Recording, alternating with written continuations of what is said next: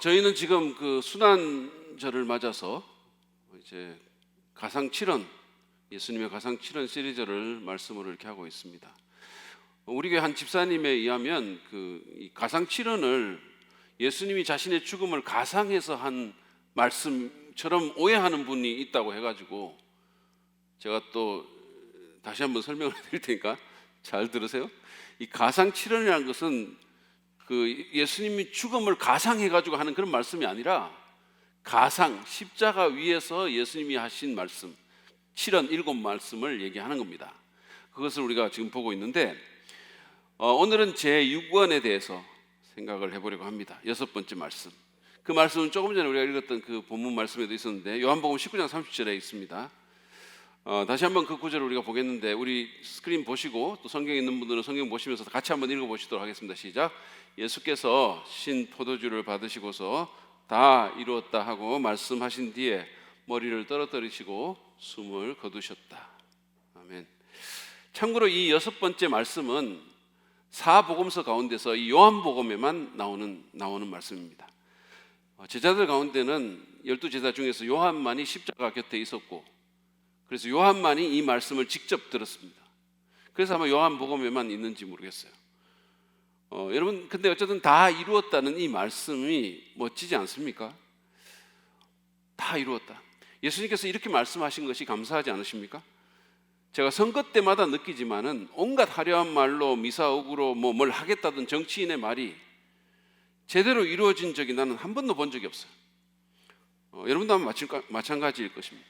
어떤 지도자가 그 마지막 순간에 자신의 임기 마지막에 자신이 하고자 했던 것 또는 자신이 국민들에게 약속했던 그것을 다 이루었다라고 자신 있게 말할 수 있다면 그 지도자는 정말 괜찮은 지도자입니다. 만약에 그런 지도자가 있다면 저는 온 마음을 다해서 그를 지지하고 그를 따라갈 것입니다. 그러나 이 땅에서 그런 지도자는 사실상 없죠. 근데 무언가를 끝까지 우리가 못하거나 중도에 포기하거나 해야 할 일을 다 이루지 못하는 것은 그런 어떤 정치인들이나 또는 지도자들만의 문제는 아닙니다. 우리도 마찬가지예요. 뭘 시작은 잘하는데 이루지를 못하죠. 중간에 포기하는 것들이 너무 많은 거예요. 벌써 여러분도 한번 생각해 보세요. 정초에 여러분들이 원래는 꼭 해야 되겠다고 할 것이라고 결심했던 것들 지금 어떻게 되셨나요? 이를테면 매일 만보 걷기, 밥 반 공기 먹기, 매주 한 권 독서, 성경 통독, 매일 큐티, 설거지 아내 설거지하는 거 매일 도와주기 이런 거 어떻게 되셨어요? 벌써 포기한 사람들이 적지 않을 것입니다. 의도는 있는데 정말 굳센 의도가 있는데 의도와는 달리 우리는 에너지나 자원이나 또는 열정이나 힘이 없어서 또는 그것을 할 만한 돈이 없어서 원하는 것 또는 해야 할 일을 다 이루지를 못합니다. 그게 우리 모든 인간의 현실이에요. 사실 죽기 전에 자기 삶을 돌아보면서 다 이루었다라고 그렇게 말하고 숨을 거둔 사람이 얼마나 될까요? 단 한 사람도 없어요.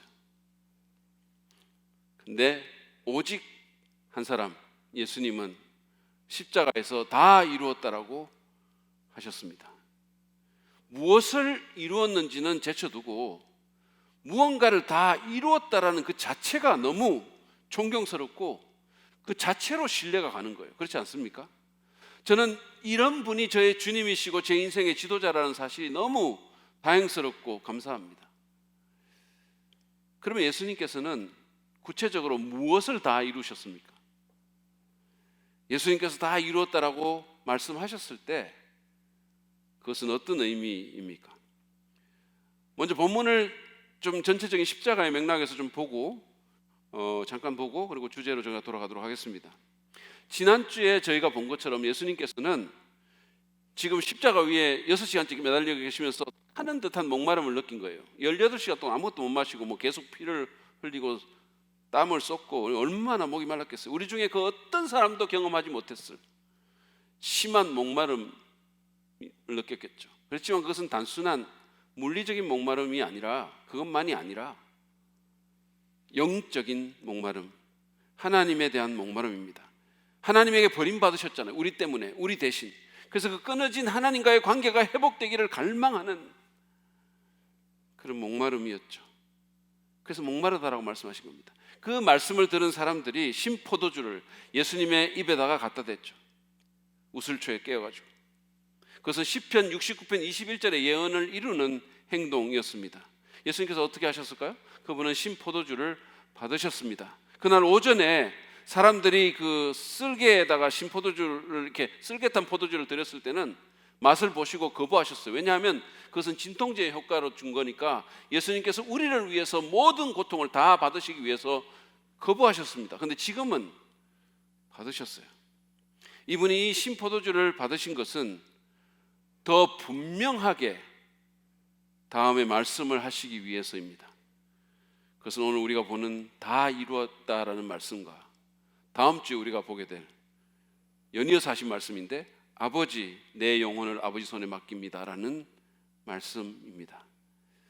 요한은 예수님께서 이 말씀을 하신 후에 머리를 떨어뜨리시고 숨을 거두셨다고 했습니다. 그분은 죽기 전에 우리를 향해서, 세상을 향해서 이 말씀을 하시기를 간절히 원하시는 거예요.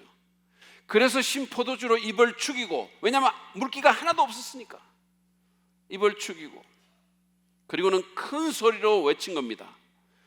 다 이루었다. 다 이루었다라는 이 말은 우리 한글로는 두 마디로 되어 있죠. 두 단어인데 헬라어로는 테텔레스타이라고 해가지고 한 단어입니다. 여러분들 지금 화면에서 보시는 이 글자예요. 그리스 말입니다. 근데 이 용어는 신약 성경에 딱 두 번 나오는데 사실은 그 당시 일상생활에서 많이 쓰던, 자주 사용되던 말이었습니다. 이를테면 건축가가 자신의 건물을 다 지은 후에 그 건물의 키를 주인에게 넘겨주면서 테텔레스타이라고 말을 하는 거예요. 그러면 그 말은 공사가 끝났습니다. 나는 도면에 따라서 모든 것을 다 했습니다. 완벽합니다 라는 뜻입니다. 이것은 또한 예술가가 자신의 작품을 완성한 후에 했던 말이기도 합니다. 테텔레스타이, 이 말은 작품을 완성했어, 더 이상 손댈 것은 아무것도 없어, 그런 뜻입니다. 지난 주 중에 저희 이제 신학교 사무처에서 사역하고 있는, 근무하고 있는 우리 교회 청년부의 유성경 자매가 점심시간을 이용해서 이렇게 세차를 했어요. 저는 자매가 거기서 세차하는 건 처음 봤는데, 하여튼 식당 앞마당에 그 수도에 연결된 호스를 막 물을 막 뿌리고, 그리고는 이제 못 쓰는 화장품을 뜨거운 물에 이렇게 개가지고 그걸로 막 이렇게 때를 이렇게 야무지게 하여튼 그걸 벗겨내는 그런 일을 했습니다. 그래서 나중에 제가 사무실에서 만나가지고 세차 다 했냐고 이렇게 물었더니 네, 다 이루었어요 이렇게 얘기를 하더라고. 역시 사랑 믿는 교회의 청년답게 성경적으로 말을 하는 거예요. 성경적으로. 이 자매가 신학교에 조금만 더 있으면 아마도 헬라어로 테텔레스타이라고 저한테 말할 것 같아요. 분명히 그럴 것 같습니다. 이 테텔레스타이라는 말은 그처럼 완벽해, 끝났어, 더 이상 손댈 것은 없어 라는 뜻입니다. 근데 이 용어가 예술가나 건축가만 쓰는 것이 아니라 때로는 종들이 이 용어를 쓰기도 했습니다. 그것은 주인님이 시키신 일을 다 완수했습니다 라는 뜻이에요. 그런가 하면 군인들도 이 용어를 썼어요. 테텔레스타이, 그 말은 전쟁이 끝났습니다 라는 뜻입니다. 물론 승리했다는 것을 함의하고 있죠. 그런가 하면 이 용어는 비즈니스 문서에서도 또는 영수증 같은 데서 쓰이기도 했어요. 몰튼과 밀리간이라는 그 사람이 쓴 헬라어 사전이 있는데 그 사전을 보면 이런 말이 있어요. 당시 영수증에는 종종 서두에 테텔레스타이라는 글자가 약으로 쓰여 있었다. 이런 경우에 이 단어의 뜻은 무엇일까요? 그것은 다 지불되었다라는 뜻이에요.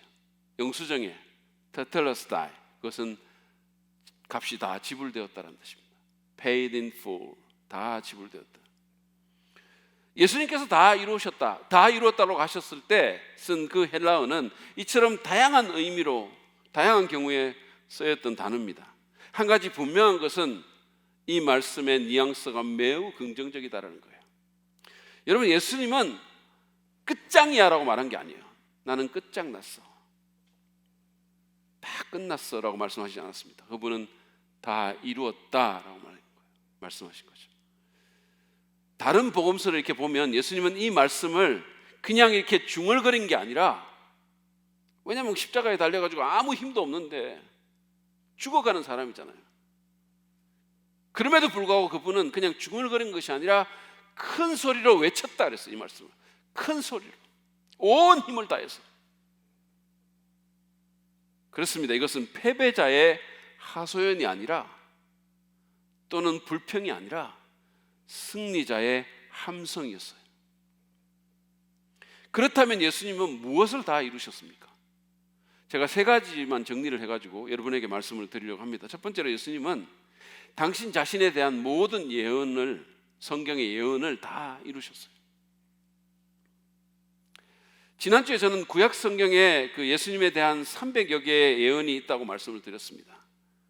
혹시라도 모르는 분이 있을까 봐 말씀을 드리는데, 구약 성경이라는 것은 예수님이 오시기 전에 유대인들이 보던 성경이었어요.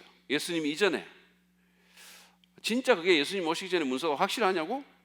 그렇게 또 여전히 질문하거나 의심하는 분이 있을까 봐 제가 사해사본 얘기를 잠깐 해드리겠습니다. 1947년도에 팔레스타인의 한 목동이 와디 쿰란 지역이라고 하는 데서 양을 찾다가, 여러분들이 그림을 보시겠지만 우연히 한 동굴에서, 이런 동굴에서 말이에요, 양을 찾으러 이렇게 다니다가 놀라운 고고학적 발견을 한 거예요. 엄청난 고고학적 발견을 했습니다. 세기의 발견이에요. 그것은 바로 사해사본이라고 불리는 발견입니다. 근데 그 가운데 여러분 지금 보고 있는 그런 문서들이 이렇게 있는데, 고어 문서들이 있는데, 주전 2세기 구약 성경의 사본이 거기에 있었던 거죠. 주전 2세기, 예수님 오시기 200년 전. 여러분, 사본이면 베껴 쓴 건데 사본이 주전 2세기면 원본은 얼마나 더 일렀겠어요.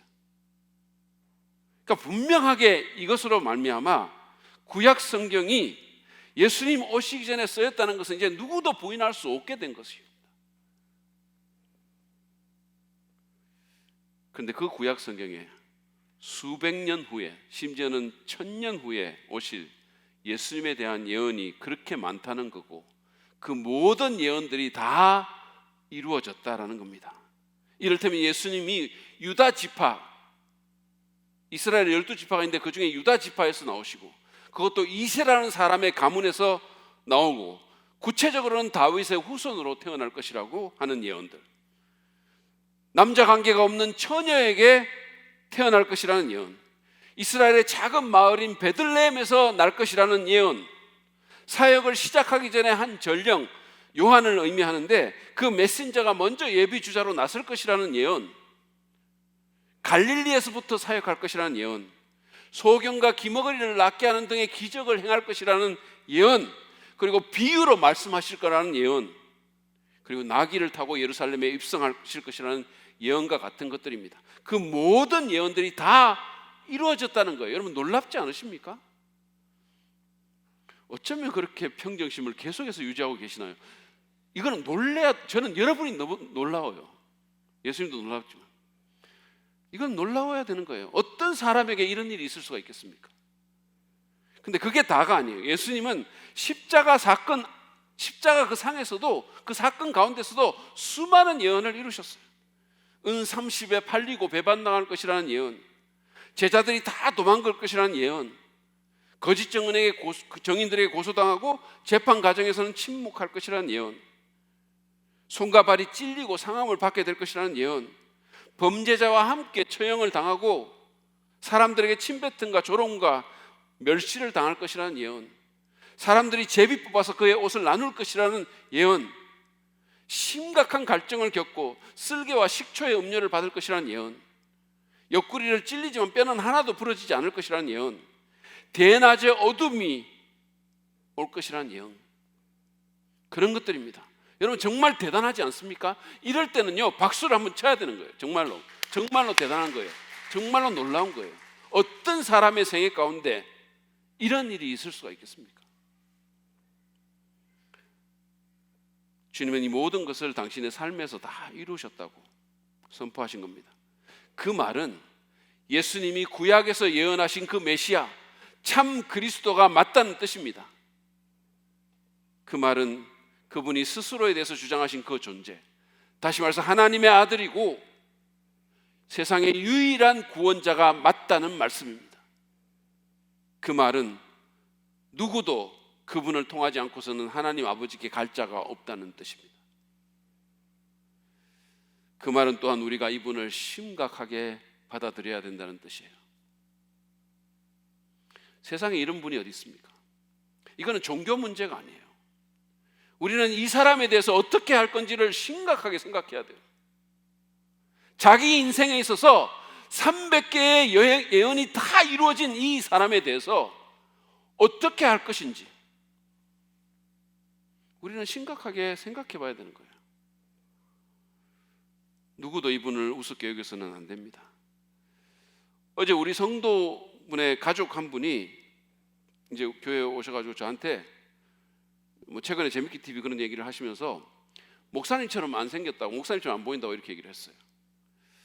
무슨 뜻으로 하신 말씀인지 제가 정확하게 잘 모르겠지만 저는 그냥 소탈하고 선하고 나이스하게 생겼다라는 뜻으로 저는 받아들였어요. 기분이 좋아. 왜 아멘은 안 하십니까? 그래서 저는 기분이 좋았어요. 제가 이렇게 참 괜찮게 생겼는데 나이스하게 소탈하게, 그럼에도 불구하고 저희 신학교에서 제 수업을 듣는 학생들은 누구도 저를 우습게 여기지 않아요. 왜냐하면 제가 학점을 쥐고 있기 때문입니다. 저를 만약에 우습게 여기면 그것은 자신에게 해를 끼치는 일이고 스스로에게 위협을 가하는 일이 되는 거죠. 예수님에 대해서도 마찬가지입니다. 여러분이 여러분의 인생을 귀하게 생각한다면 자기 인생에서 300여 개, 그것도 수백 년 전, 1000년 전에 예언한 그 예언들을 다 이루신 이분, 하나님의 아들이라고 스스로 주장하시고 나를 통하지 않고서는 아버지께로 갈 자가 없다고 말씀하신 이분을 어떻게 할 것인지, 이분에 대해서 내가 어떤 태도를 취할 것인지, 어떻게 반응할 것인지를 심각하게 생각하셔야 되는 거예요. 그분은 하나님의 아들로 주님으로 믿고 따를지 아니면 이 모든 것을 종교 사기꾼의 조작이라고 여기고 아예 신경을 끄고 살지 결정하셔야 돼요. 그냥 어정쩡하게 중간에서 성인이라고 그렇게 하고 넘어갈 일이 아니라는 말씀이에요. 예수님이 한 번도 자기 자신을 그렇게 성인이라고 말한 적 없어요. 나는 하나님의 아들이라고 했어요. 나는 내 인생에서 300개의 예언이 다 이루었다고 했어요. 어떻게 하실 겁니까? 이 예수에 대해서. 연관해서 제가 하나만 더 얘기를 하고 넘어가자면, 구약 성경에는 예수님의 초림에 대한 예언뿐만 아니라 다시 오심 재림에 대한 예언도 있다는 것입니다. 만약에 초림에 대한 그 예언이 다 이루어졌다면 다시 오심에 대한 예언도 다 이루어질 것이라고 믿는 것이 합리적이지 않습니까? 사실은 재림에 대한 예언이요, 구약 성경에 보면 초림에 대한 것보다 훨씬 더 많습니다. 성경은 예수님께서 처음에는 종의 모습으로 말구유에 오겠지만 나중에는 왕으로 심판자로 영광스럽게 오신다고 말씀합니다.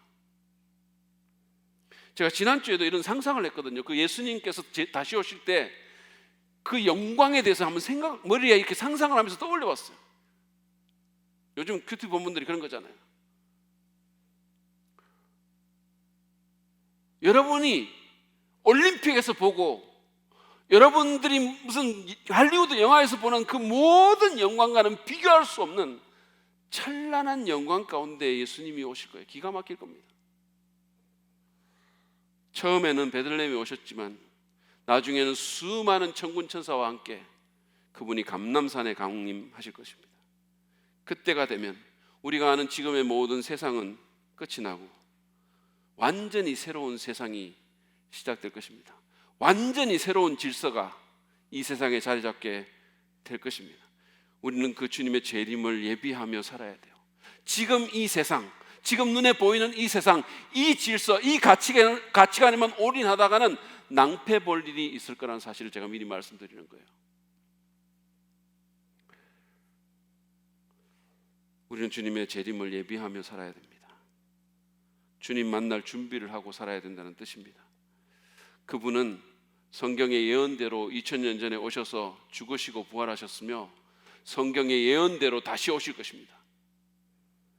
그때를 대비하고 그때를 기대하며 장기적인 관점을 갖고 살아가시는 여러분 되시기를 축복합니다. 두 번째로 예수님은 우리의 구원에 대한 사역을 다 이루셨습니다. 자신에 대한 성경의 모든 예언을 이루셨을 뿐만 아니라 아버지께 받은 사명, 즉 우리의 구원에 대한 모든 일을 다 이루셨습니다.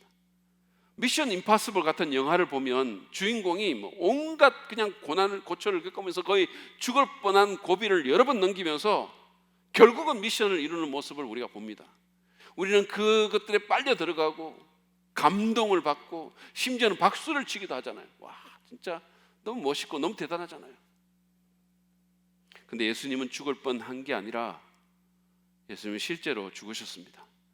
어떤 인간도 받은 적이 없는, 우리로서는 감히 상상할 수도 없는 그런 고통과 고난을 우리 대신 우리를 위해서 받으시고 목숨을 내던지시며 그 위대한 미션을 이루셨습니다. 성경은 예수님의 미션이 우리의 구원임을 분명히 합니다. 누가복음 19장 10절에서 예수님은 직접 그 사실을 밝히셨어요. 인자는, 자기 자신을 얘기하죠. 예수님을 얘기합니다. 이런 것을 찾아 구원하러 왔다 그랬어요. 길을 잃어버린 자들, 인생길에서 어디로 가야 할지를 모르는 자들, 자기 목적지가 무엇인지도 모르고 헤매는 사람들, 그냥 하루하루 여기 갔다가 저기 갔다가 사람들이 말하는 대로 움직이는 대로 따라하는 그 사람들, 길 잃은 사람들, 가련한 사람들, 여기가 단 줄 알고 그냥 여기서 헤매는 사람들, 그 사람들을 찾아서 구원하러 오셨다 그랬어요. 그것이 예수님께서 이 땅에 오신 유일한 이유입니다. 그분은 여기서 무슨 궁궐 같은 집을 짓고 잘 살려고 오신 거 아니에요. 무슨 총회장 되고 사람들 많이 모아가지고 큰 교회 이루고 그러기 위해서 오신 거 아닙니다. 그분은 우리의 구원을 위해서 오셨어요. 갈라디아서 4장 4절 5절에서는 하나님이 그 아들을 이 세상에 보내신 것은 율법 아래에 있는 사람들을 속량하시고 우리로 하여금 자녀의 자격을 얻게 하시려는 것이었습니다라고 말씀합니다. 법 아래에 있는, 규칙 가운데 있는 우리를 속량하시고 해방시키시고 우리에게 자녀의 자격을 주기 위해서 오셨다 그랬어요. 디모데전서 1장 15절에서 바울은 그리스도 예수께서 죄인을 구원하시려고 세상에 오셨다라고 했고, 요한일서 3장 5절은 그리스도께서는 죄를 없애려고 나타나셨습니다라고 말씀합니다. 이 세상에 만연한 그 수많은 죄들, 우리를 머리 아프게 하고 인생을 꼬이게 만드는 그 모든 죄를 해결하려고 오셨다는 거예요. 그 사명을 이루기 위해서 그분은 우리 대신 우리의 죄를 지시고 우리가 받아야 될 모든 고통과 지옥을 온몸으로 경험하셨습니다. 사실 다 이루었다라는 말씀 가운데는 우리의 속죄와 구원에 필요한 모든 고통을 다 겪었다는 뜻도 있습니다. 아버지께서, 거룩하신 아버지께서 요구하시는 그 모든 고통을 우리를 대신해서 그분이 다 받으셨다는 거예요.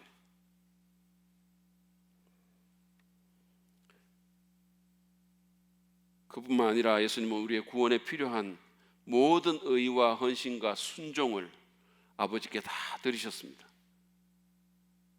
제가 아까 다 이루었다라는 헬라어 그 테텔레스타이라는 말에는 다 지불되었다라는 뜻도 있다고 했는데, 그야말로 예수님은 우리의 구원에 필요한 모든 값을 다 지불하셨어요. 모든 값을 완전하게 지불하셨어요. 그래서 그 사명을 이루신 겁니다. 여러분 가운데는 그거 어떻게 알고 그런 말씀을 하냐고 말씀하는 분이 있을지 모르겠어요. 마태는 예수님께서 이 말씀을 하고 숨을 거두셨을 때 성전의 휘장이 찢어졌다라고 기록했어요. 여러분, 과거에는, 옛 시대에는 구약 1년에 딱 한 번 이스라엘의 대제사장이 그 휘장을 열고 여기 방울 같은 걸 달고 줄을 매가지고, 왜냐하면 죽을지도 모르니까 벌벌벌 떨면서 거룩하신 하나님을 만났어요. 딱 한 번 1년에. 근데 그 휘장이 찢어졌다는 겁니다. 여러분, 그 휘장이 너무 두꺼운 거라 가지고 도저히 찢을 수가 없는 거예요. 찢어지지가 않는 휘장이에요. 근데 그 휘장이 위로부터 아래까지 찢어졌다는 말은 그것은 초자연적인 하나님의 역사입니다. 그것은 예수님의 죽음으로 말미암아 그분이 값을 다 지불하셨기 때문에 하나님에게로 나가는 길이, 새로운 길이 열렸다는 뜻이에요. 누구든지 나갈 수 있고 언제든지 나갈 수 있다는 뜻입니다. 이제는 예수님 때문에.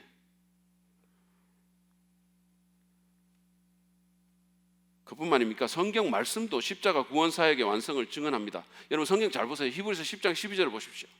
그리스도께서는 죄를 사하시려고 단 한 번의 영원히 유효한 제사를 드리신 뒤에 하나님 오른쪽에 앉으셨습니다. 단 한 번의 영원히 유효한 제사라 그랬어요. 예수님은 한 번 십자가에서 죽으셨지만 그 효력이 영원하다는 거예요. 어떻게 그럴까요? 어떻게 그러냐 하면 예수님의 목숨이 우리 모든 인류의 생명을 합한 것보다 더 가치 있는 목숨이기 때문에 그런 거예요. 여러분 한번 생각해 보세요. 개미 100억 마리의 목숨이 중요합니까? 여러분 자녀 한 사람의 목숨이 중요합니까? 말할 것도 없는 거 아니겠어요? 우리의 생명은 피조물의 생명이지만 예수님의 생명은 창조주의 생명이에요. 그분 한 분의 생명이 우리 모든 인류의 목숨을 대속하기에 충분히 가치 있는 생명이라는 얘기예요. 그래서 한 번의 제사로 영원히 효력이 유효한 제사를 드리셨습니다. 완성시켰어요. 14절도 보십시오. 그는 거룩하게 되는 사람들을 단 한 번의 희생 제사로 영원히 완전하게 하셨습니다. 영원히 완전하게 하셨다 그랬어요. 단 한 번의 희생 제사로 믿는 자들을 완전하게 만들었다는 거예요.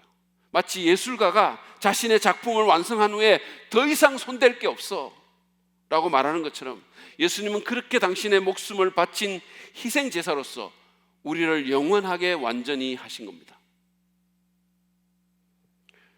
무엇보다도 예수님께서 우리의 구원 사역을 다 이루었음을 알려주는 가장 강력한 증거는 다름 아닌 그분의 부활입니다. 예수님 부활하셨어요. 여러분이 아시다시피 예수님께서는 금요일 오후에 돌아가셨고 일요일 새벽에 부활하셨습니다. 이것은 맹목적인 신앙 고백이 아닙니다. 그냥 눈 질끈 감고 지적 자살을 하고 그냥 이걸 믿는 게 아니란 말씀이에요. 여러분 제가 요즘 이 부분에 대해서 유튜브 재밌게 TV라는 사역을 하고 있는데 최근에 6번에 걸쳐서 부활의 증거에 대한 내용을 올려놨어요. 유튜브 방송으로. 이번 목요일에 7번째 이야기가 나옵니다. 혹시 이 부분이 의심되거나 궁금하신 분들은 이거를 좀 보시기 바랍니다. 우리 사랑 믿는 교회 성도들은 이거 구독자 가입하시고 좀 보셔야 되는 거 아니에요? 여러분의 신앙을 위해서도 보셔야 되고 누군가를 전도하기 위해서도 보셔야 되는 거예요. 근데 어쨌든 여기 보면 예수 그리스도의 부활이 그냥 종교인들이 모여가지고 종교적인 신앙 고백하는 차원이 아니라는 말씀이에요. 수많은 유력한 증거들을 지니고 있다는 거예요.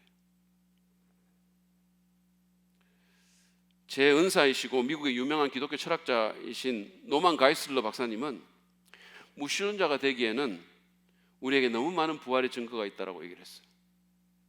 너무 많은 부활의 증거가 있다는 거예요. 그래서 무신론자가 될 수가 없는 거예요. 이 증거들을 우리가 정말 합리적으로 마음을 열고 살펴본다면. 사실 지난 2000년 동안 그 누구도 예수님의 빈 무덤과 부활에 대해서 제대로 반박하지를 못했어요. 여러분 기독교는요 이 부활만 틀린 거 증명하면 끝나는 거예요. 기독교는 그냥 끝장입니다. 그날로. 근데 그 누구도 그렇게 하지 못했어요.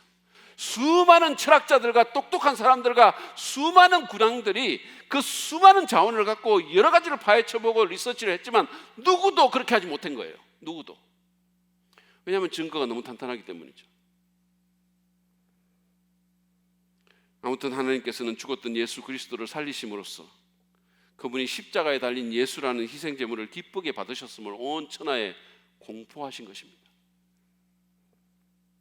그 말은 예수님이 행하신 구원의 사역이 완벽하게 이루어졌다는 거예요. 하나님께서 예수를 살리심으로 내가 이 제물을 기쁘게 받았다. 인간의 구원이 마침내 이루어졌다는 것을 온 세상에 선포한 겁니다.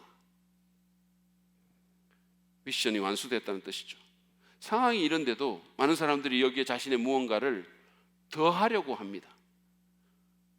덧붙이려고 하는 거예요. 그래서 자신의 구원을 이루려고 하는 거예요. 헌금을 조금 해서 십계명을 지키려고 애를 써서 주일 성수를 하고 새벽 기도를 하고 철야 기도를 해서 무슨 신비 체험을 해서 금욕적인 삶을 살아서 도덕적인 삶을 살아서 세례나 침례를 받아서 그래서 예수님의 사역에 더하기를 하려고 하는 겁니다. 여러분 이게 뭐하고 같은 줄 아세요? 미켈란젤로가 그린 완벽한 그림에 내가 붓을 들고 뭔가를 더하려고 하는 것과 같은 거예요. 그것은 그 거장을 도와주려고 하는 것이 아니라, 도와주는 것이 아니라 그 거장의 작품을 망치는 거예요. 그것은 그 거장에 대한 모욕이에요. 그런데도 많은 교인들이, 종교인들이 그렇게 하려고 하는 겁니다. 예수님이 이미 다 이루셨는데, 우리의 구원에 관해서는 완벽하게 끝내셨는데 붓을 들고 오는 거예요. 붓을. 모든 값을 완전히 지불하셨는데 여전히 동전 한 입 들고 오는 겁니다. 예수님도 하셨겠지만 나도 뭔가를 해야 될 거라고 그렇게 말하는 거예요.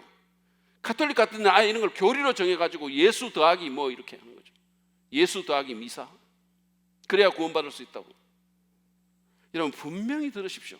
이것은 예수님을 도와주는 것이 아닙니다. 이것은 예수님에 대한 모독이에요. 이것은 예수님이 뭔가 부족하다는 뜻을 함의하고 있는 거예요.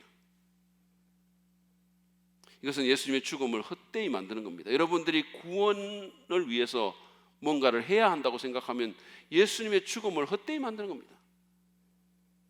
사도 바울은 갈라디아서 2장 21절에서 의롭다고 하여 주시는 것이, 이 구원의 다른 뜻이죠. 하나님이 인정해 주시고 구원해 주시고 우리를 의롭다고 해 주시는 것이 율법으로 되는 것이라면, 다시 말해 우리 행위로 되는 것이라면 그리스도께서는 헛되이 죽으신 것이 됩니다 그랬어요. 기억하십시오. 우리의 구원은 완성되었습니다. 모든 값은 다 지불되었습니다. 우리가 더해야 할 것은 아무것도 없는 거예요. 경상도 방언으로 쎄가리 꽁치만큼도 없는 거예요. 그냥 쎄가리 꽁치가 아니고 쎄가리 꽁치만큼도 없는 거예요. 진짜로 아무것도 더할 것은 없습니다. 이미 다 이루어졌어요. 주님이 선포하셨습니다. 할렐루야. 그래서 여러분 복음이 기쁜 소식인 거예요. 여러분 복음은 무언가를 지키라고 말하는 규범이 아닙니다. 복음은 우리의 구원이 다 이루어졌다는 기쁜 소식이에요. 뉴스예요. 우리에게 뭘 하라고 요구하는 것이 아니라 하나님께서 우리를 위해서 이미 하셨다고 말하는, 다 이루셨다고 말하는, 그래서 그냥 믿기만 하라고. 그래서 누구든지 믿는 자는 과거 현재 미래의 모든 죄를 용서받고 영원히 하나님의 자녀가 되는 축복을 얻었다고 선언하는 소식입니다. 기쁜 소식이에요. 아멘입니까? 여러분 믿는다고 하는 건 이거를 믿는 거예요. 이거를 믿는 게 기독교를 믿는 겁니다. 그러면 우리는 헌금 안 하고 예배 안 드리고 우리 아무것도 안 합니까? 하죠. 우리도 헌금하고 주일날 예배 드리고 기도하고 합니다. 왜 하느냐 하면 구원받기 위해서 하는 게 아니라 구원해 주셨으니까 감사해서 하는 거예요. 주님이 너무 사랑스러워서 하는 거예요. 주님 너무 사랑하니까 표현해서 하는 거예요. 왜 하느냐 하면 다른 사람도 구원받아야 되니까 하는 거예요. 나만 구원받을 게 아니라 다른 사람도 구원받아야 되니까 헌금하고 기도하고 하는 거예요. 하나님 기쁘게 해드리고 싶으니까 하는 거예요.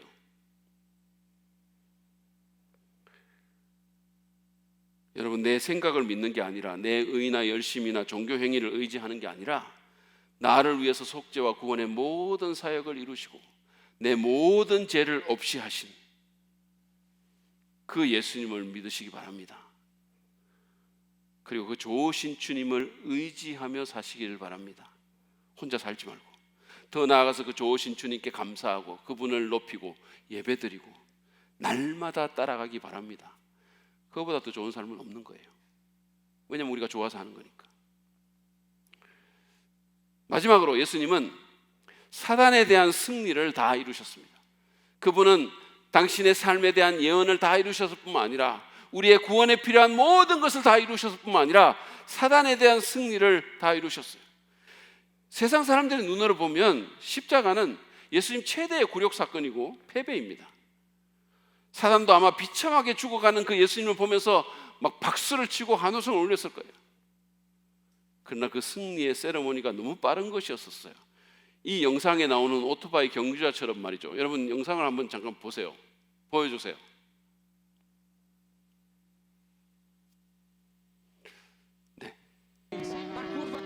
piloto para a reta da felicidade, para a reta da vitória. Eu vou com você, André Veríssimo. Vem, Veríssimo, vem, Veríssimo, vem, Veríssimo. Olha o Duende, Veríssimo, olha o Duende, Veríssimo, olha o Duende, Veríssimo, olha o Duende, Veríssimo. Eu não acredito. 보셨어요? 네, 됐습니다.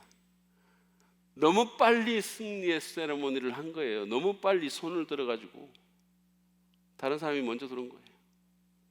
여러분, 예수님께서 거의 패배하신 것처럼 보이던 그 순간에 모든 것이 뒤집어졌어요. 예수님은 9회 말 역전 투아웃 말로 홈런을 날리신 겁니다. 예수님이 당해야 할 고난을 다 당하시고 마침내 모든 죄의 대가는 지불됐습니다. 하나님의 거룩함은 완전히 만족됐습니다. 성전의 휘장이 찢어지고 하나님께로 가는 새롭고 산 길이 마련됐습니다. 예수님께서 다 이루었다라고 소리치는 그 순간에 모든 것이 뒤집어진 겁니다. 창세기 3장 15절에서 예언한 것처럼 사단은 그의 발꿈치만 상하게 할 뿐이지만 예수님은 사단의 머리를 상하게 하신 겁니다. 치명상을 입힌 거예요.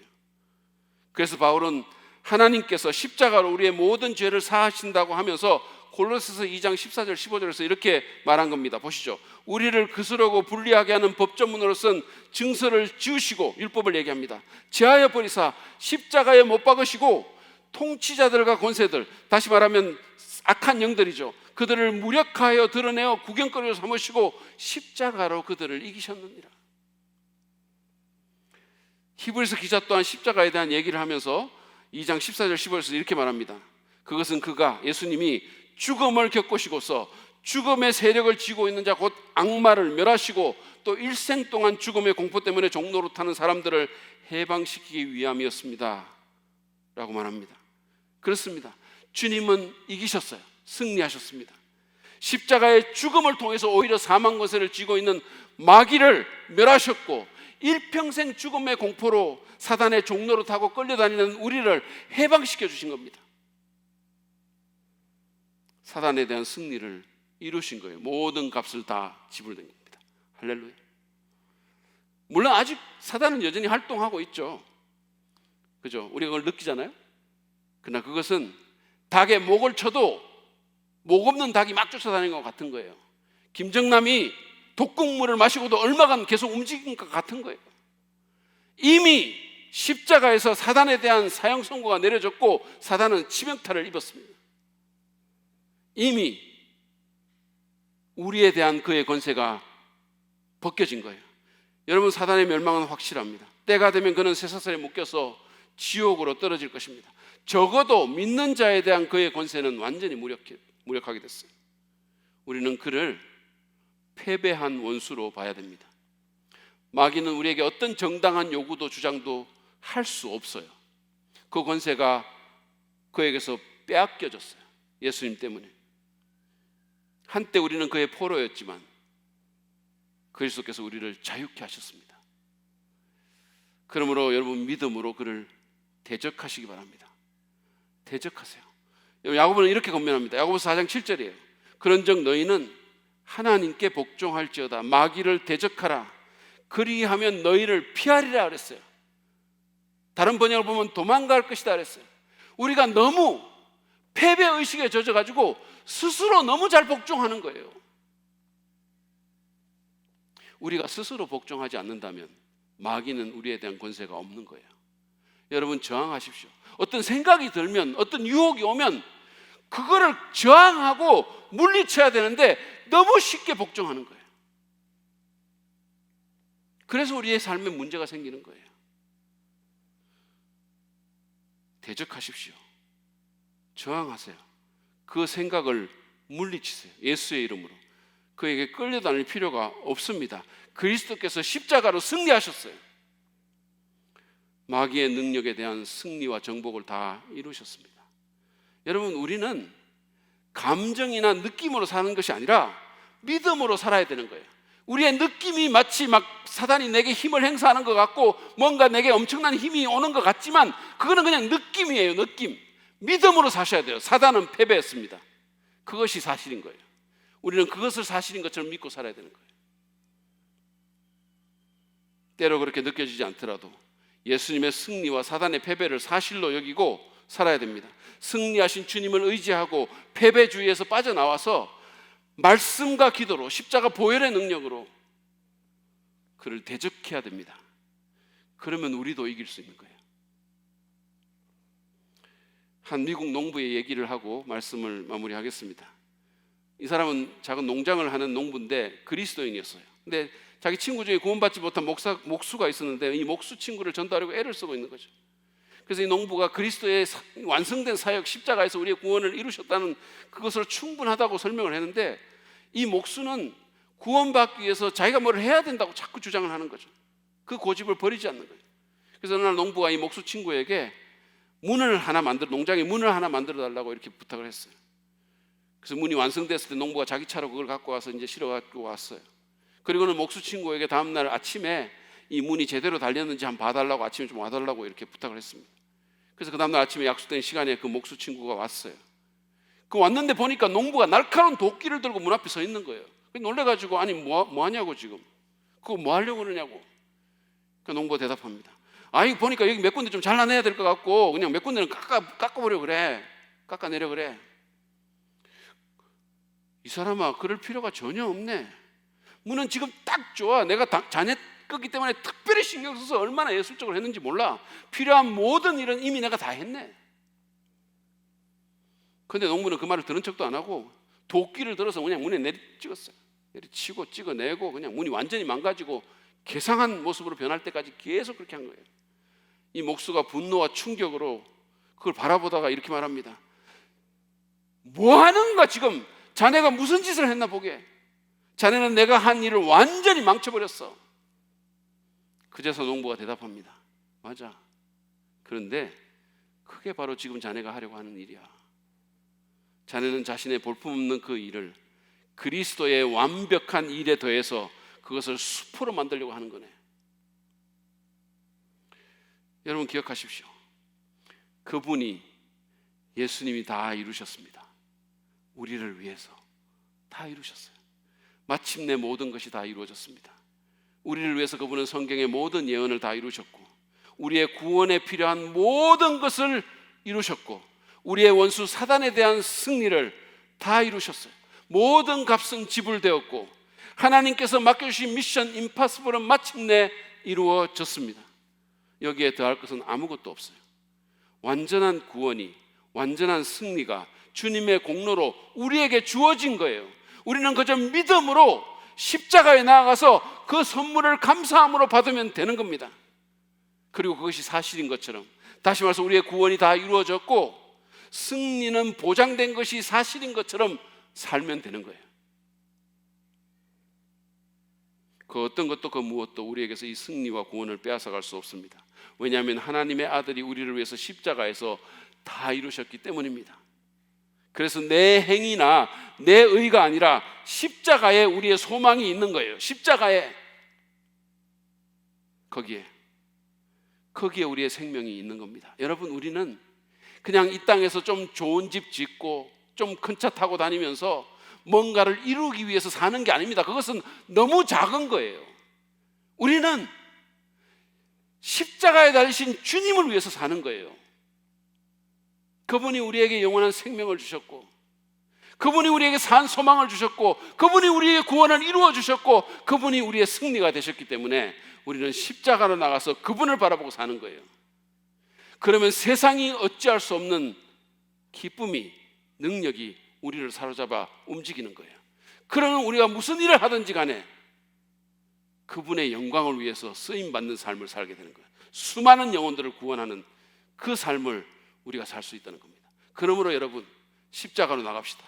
거기에 우리의 소망이 있고 거기에 우리의 생명이 있습니다. 이 시간 우리가 찬양하면서 주님 앞에 나아갈 때, 여러분, 우리가 이 찬양, 이 시리즈 하면서 몇 번 불렀는데, 십자가 십자가 그 그늘 아래 내 소망이 있네. 십자가 십자가 그 그늘 아래 내 생명이 있네. 우리 믿음으로 고백하면서 주님이 우리를 위해서 이루신 그 십자가, 우리 대신 달리시고 우리가 받아야 할 벌을 대신 받으시고 우리를 너무도 사랑하셔서 우리를 위해서 구원을 이루어 주신 그 십자가, 그 십자가로 나아갑니다. 거기서 에너지를 얻고 거기서 사랑을 확인하고 거기서 사명을 발견합니다. 우리 이 시간에 함께 믿음으로 고백하며 찬양하며 주님 앞에 나아가겠습니다.